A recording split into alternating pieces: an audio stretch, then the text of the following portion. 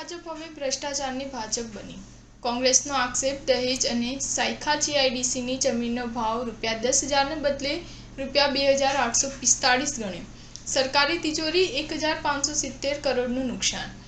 ભાજપના જીઆઈડીસીમાં પ્રથમ તબક્કે ₹3,50 કરોડ અને બીજા તબક્કામાં ₹12,20 કરોડના ભ્રષ્ટાચારના દસ્તાવેજી પુરાવાઓ અને સિલસિલાબંધ હકીકતો પ્રેસ અને મીડિયાને આપતા ગુજરાત પ્રદેશ કોંગ્રેસ સમિતિના પ્રમુખ શક્તિસિંહ ગોહિલે જણાવ્યું હતું કે ગુજરાતની ભાજપ સરકાર અણાવડત અને ભયંકર ભ્રષ્ટાચારનો પર્યાય બની ગઈ છે.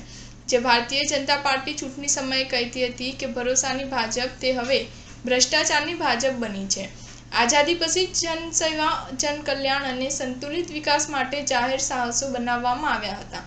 જનસેવાની સાથે આર્થિક ઉપાર્જન પણ સરકારને થતું હતું. ભાજપ દ્વારા આ જાહેર સાહસોએ જનસેવાનું સાધન નહીં, પરંતુ જથ્થાબંધ ભ્રષ્ટાચાર કરવા માટેનું એક મોટું પ્લેટફોર્મ બની ગયું છે.